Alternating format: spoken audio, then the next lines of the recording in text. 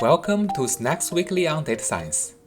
This podcast is all about making data science and machine learning knowledge accessible and less intimidating. Today, we are going to talk about modeling prediction. This topic is based on a tech blog titled Predicting Cancellations with Survival Modeling, written by the data science team at Booking.com.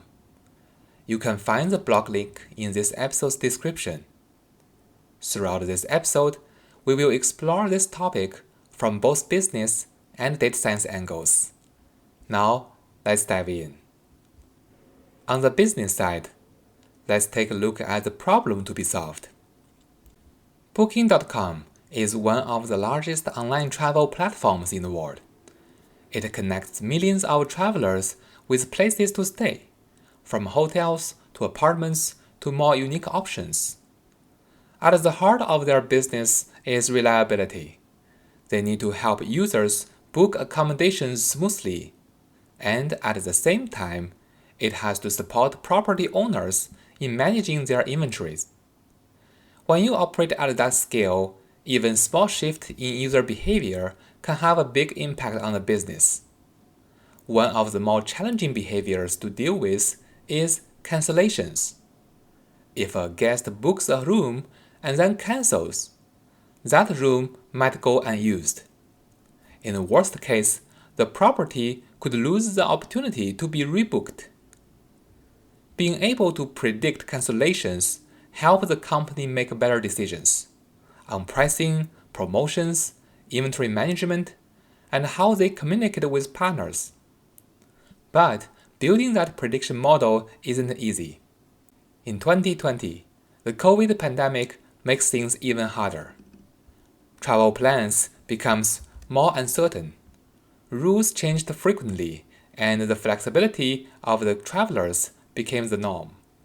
Suddenly, the cancellation patterns that had once been relatively stable were all over the place. Prediction models trained on those pre-pandemic data couldn't keep up with the new reality. And that is when Booking.com's data science team realized they need more than just fresh data to refresh their model. They need a new approach that could adapt to the fast-changing user behavior. Now that we understand the business challenge, let's shift gear and look at how the data science team approached this modeling side. Historically, the team relied on classification models to predict cancellations. The setup was straightforward. Given a confirmed reservation, the model would predict whether it would ultimately be cancelled or not. However, this approach came with a key limitation. In many of the booking cases, the time between booking and check-in can span weeks or even months. That means at any given point, a large portion of the reservations are still active and haven't reached a final outcome. As a result, it becomes difficult to train the model effectively. You are either working with incomplete labels or forced to delay the training until more outcomes are observed. More importantly, the classification models assume a relatively stable pattern in the data, which can hold when the user behavior shifts rapidly over time. This made it clear that a more time-aware and flexible modeling approach was needed. This is where the survival modeling comes into play. Instead of asking the question, will this booking be cancelled? Survival modeling asks, how long is the booking likely to survive before being cancelled? In other words, the model outputs a time-sensitive prediction. That framing is especially useful in travel, where when something happens is just as important as what happens. Let's talk about the model architecture. The team built a standard feed-forward neural network, but instead of outputting a single prediction, it produces what's known as a hazard function. In simple terms, This function estimates the probability that a booking will be cancelled at each time point after it was made. The model takes in a range of features, like booking details, customer behaviors, and the contextual signals, and turns them into a time-based risk profiles. This allows Booking.com to track how cancellation risk evolves over time, not just making a one-off guess. Training this model also requires a change in the loss function. Rather than using a typical classification loss like cross-entropy, the team used a survival loss function based on the likelihood of observed cancellation times.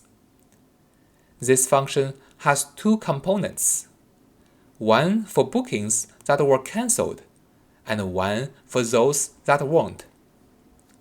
For bookings that were eventually cancelled, the model uses the probability distribution evaluated as the actual cancellation day. For bookings that hadn't been cancelled yet, the model treats this as sensor data, meaning that we only know the booking has survived up to a certain point, not how the story ends. For this case, the model calculates the probability of not cancelled yet as 1 minus the cumulative distribution through the observation day. The final loss function is based on the negative log likelihood of this two-part distribution. Optimizing this loss function would give the model a best fit probability distribution over time. Altogether, this survival modeling approach gives Booking.com a more dynamic and responsive way to forecast cancellations. This model not only outperforms the previous classification models in terms of the prediction accuracy, but it also unlocks some richer insights. For instance, with the predicted probability distribution, the team can now answer more specific questions, like what's the chance this booking will be cancelled within a week before check-in, which would trigger a late cancellation fee. And the best part is that they can do this without the need to train a new model for every use cases.